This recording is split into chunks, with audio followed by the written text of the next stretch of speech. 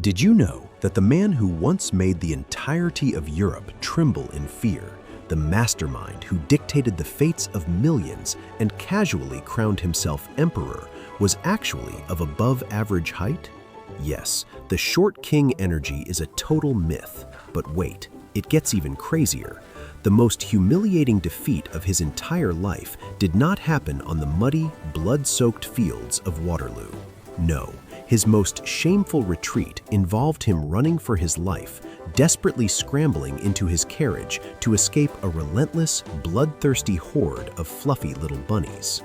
Welcome, my fellow history nerds and language learners, to the BrainBoost English Podcast. This is the past tense, no sense podcast, where history is rarely logical, but it is absolutely the best way to level up your English. Grab a cold iced tea, sit back, and close your eyes. I want you to imagine that you are standing in a lavish, ridiculously expensive French palace in the early 19th century. The architecture is stunning, the gold is blinding, but the smell is a brutal mixture of raw gunpowder and an aggressive amount of heavy floral perfume. Why so much perfume? Because taking a shower was practically a terrifying concept back then.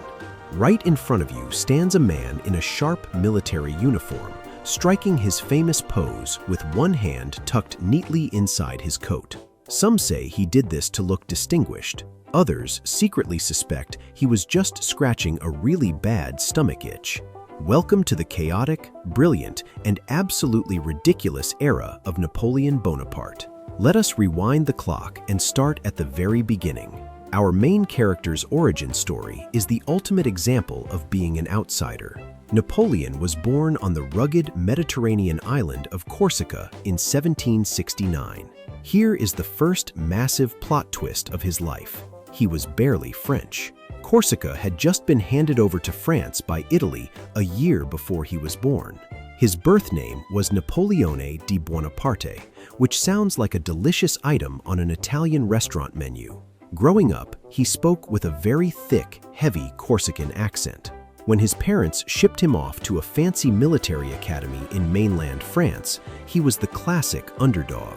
His wealthy, snobby French classmates bullied him relentlessly for his weird accent, his lack of money, and his socially awkward personality.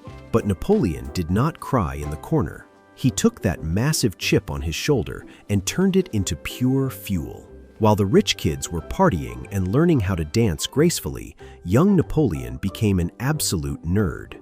He buried his face in history books and developed an unhealthy obsession with mathematics and artillery. He figured out early on that if you cannot charm people with your words, you can definitely command their respect if you know exactly how to calculate the perfect trajectory to fire a massive cannonball right into their living room. Fast forward a bit, and France is entirely turned upside down. The French Revolution explodes. The streets of Paris are chaotic. The monarchy is overthrown, and the guillotine is working overtime, chopping off the heads of anyone who looks slightly suspicious. For most normal people, this bloody chaos was a total nightmare. But for a wildly ambitious, highly educated artillery officer with absolutely nothing to lose, it was the perfect elevator to success. As the famous saying goes, chaos is a ladder. Napoleon got his first big break in 1795 when an angry mob tried to overthrow the new revolutionary government. The politicians were terrified, but Napoleon simply stepped up, lined up his cannons in the streets of Paris, and blasted the protesters with what he famously called a whiff of grape shot.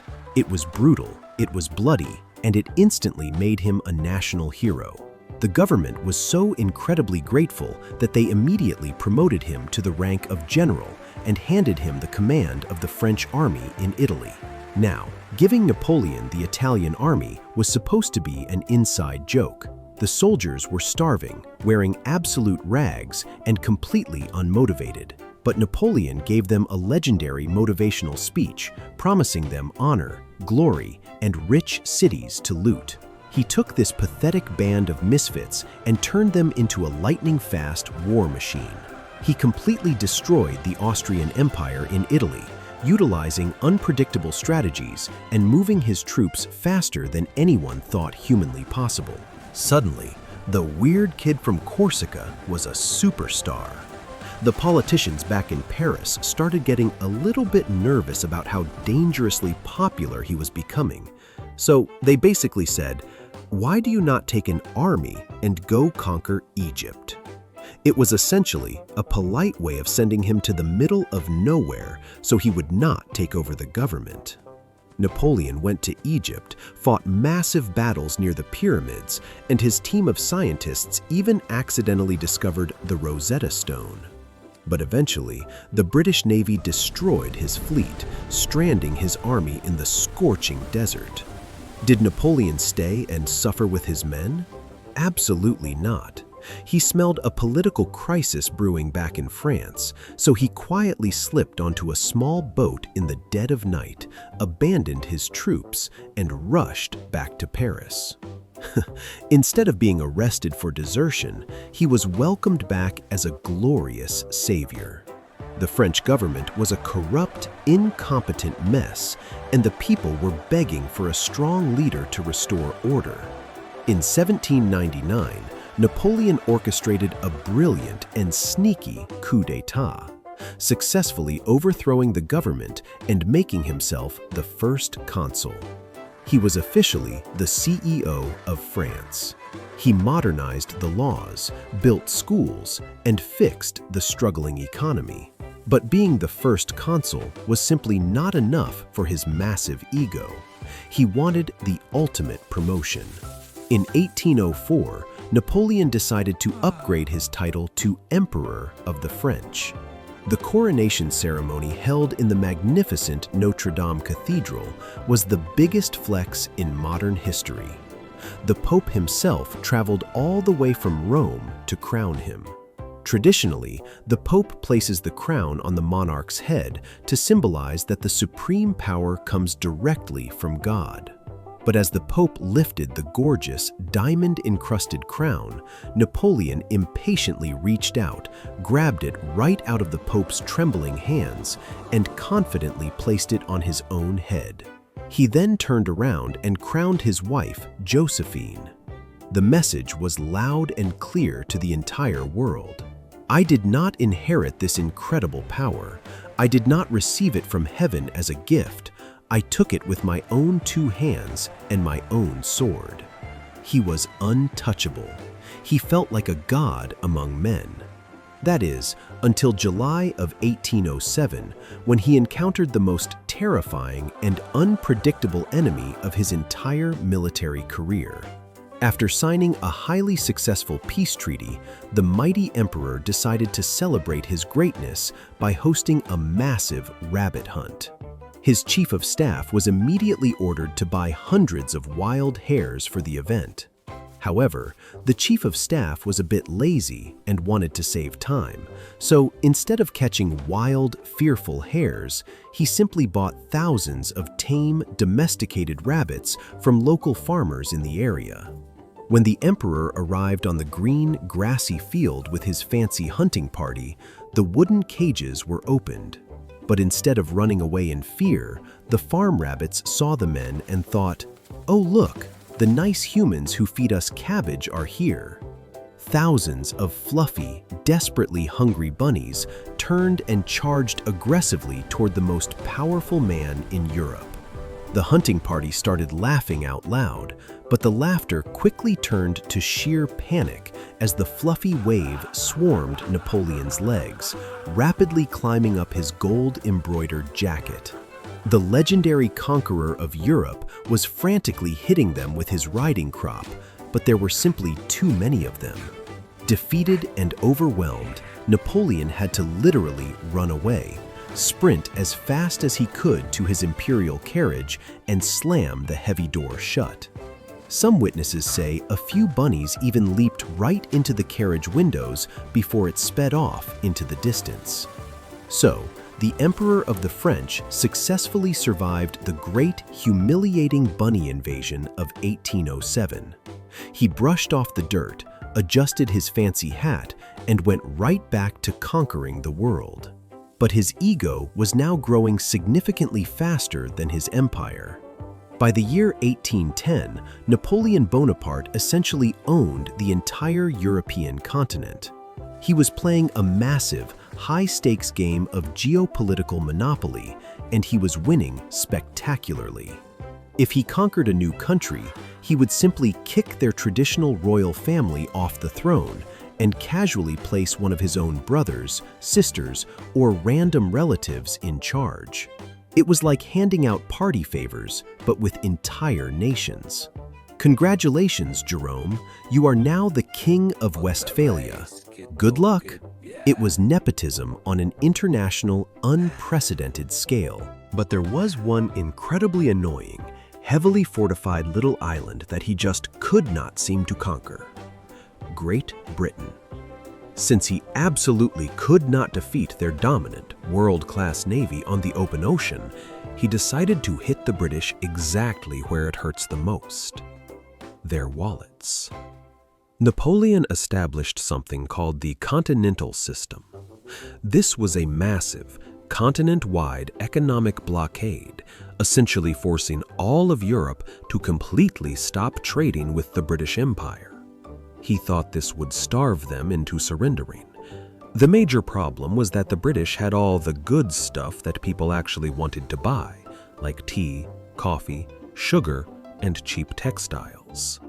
The rest of Europe was absolutely miserable under this rule, and smuggling illegal British goods quickly became the most popular and profitable career choice on the continent. This escalating frustration brings us to the most disastrous, self-destructive decision of his entire illustrious career. The Tsar of Russia, Alexander I, finally got tired of his country's terrible, failing economy and decided to quietly resume trading with the British. When Napoleon found out, he took this as a massive personal insult. His astronomical ego simply could not handle the blatant disrespect. So, in the blazing summer of 1812, he gathered the Grande Armée, a monstrously huge, terrifyingly powerful force of over 600,000 soldiers from all across his empire, and marched east to teach the Russian Tsar a brutal lesson in loyalty. Now, history has a very strict, unwritten rule that Napoleon somehow completely forgot to read: never, under any circumstances whatsoever, invade Russia, especially when the autumn season is just around the corner. At first, the grand invasion seemed like a simple walk in the park.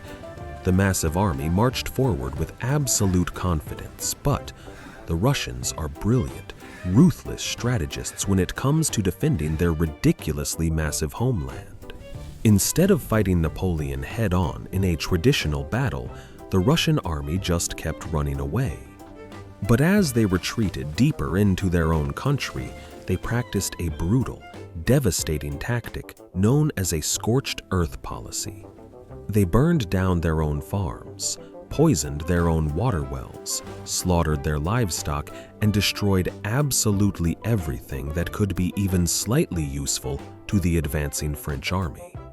Napoleon, blinded by his own hubris, kept blindly chasing them deeper and deeper into the endless, terrifyingly empty Russian territory. By the time he finally reached the capital city of Moscow in September, he confidently expected a glorious, formal surrender and the ceremonial keys to the city. Instead, he found an absolute ghost town. To make matters infinitely worse, the Russian people actually set their own beautiful, historic capital city on fire. Napoleon sat inside the walls of the Kremlin, watching Moscow burn to the ground for days, and finally realized with a sinking feeling in his stomach that he had made a colossal, fatal mistake. He had no food, no reliable shelter, no supplies, and the legendary, merciless Russian winter was about to arrive. The desperate retreat from Moscow remains one of the most horrifying nightmares in recorded military history. The temperature aggressively dropped to freezing, unbearable levels. Exhausted men and starving horses literally froze to death in their tracks as they marched through the endless blizzards. They were starving, suffering from terrible diseases, and constantly being ambushed by fierce Russian soldiers hiding in the snowy forests. Mother Nature hit them with everything she possessed, completely and utterly devastating the once invincible military machine. Out of the 600,000 confident men who marched into Russia, only a tiny, broken fraction, roughly 100,000 soldiers, managed to stumble their way back out. It was a complete, absolute, and utterly humiliating catastrophe. The political sharks immediately smelled blood in the freezing water. All the major countries that Napoleon had bullied, conquered, and humiliated over the past decade saw their golden opportunity for revenge. Great Britain, Russia, Prussia, and Austria eagerly teamed up, marched their combined armies right into the streets of Paris, and finally forced Napoleon to legally abdicate his throne in 1814. As a punishment, they exiled him to a tiny, relatively beautiful Mediterranean island called Elba. Bizarrely, they even let him keep his fancy title of emperor and gave him a personal guard of 1,000 men to command. Basically, the most dangerous man in the world was put in a very luxurious, all-inclusive resort timeout. But trying to keep a hyperactive, incredibly power-hungry military genius confined to a tiny, peaceful island is like trying to keep a massive great white shark in a small backyard swimming pool. He got incredibly bored very quickly. After less than a single year in exile, he secretly slipped past the patrolling British guard ships in the middle of the night and landed back on the southern coast of France. The new French king, who had just been put back in power by the Allies, completely panicked and immediately sent the royal army to arrest the escaped prisoner. But when the heavily armed soldiers saw their beloved former emperor walking toward them completely alone, ripping open his iconic coat and bravely daring them to shoot him in the chest, they immediately dropped their weapons. They started crying, cheering his name, and instantly joined his side. He marched triumphantly back into Paris and took back his throne without firing a single, solitary bullet. This spectacular, dramatic comeback is famously known by historians as the 100 Days. However, the rest of Europe was absolutely furious and definitely not in the mood for a sequel. They immediately declared war, not on the nation of France, but entirely and specifically on Napoleon Bonaparte himself. This intense hatred led to the ultimate grand finale showdown in the summer of 1815. The legendary Battle of Waterloo. On a miserable, rain-soaked, muddy field in Belgium, facing the brilliant British Duke of Wellington and the relentless Prussian army, Napoleon's legendary luck and strategic genius finally ran out completely.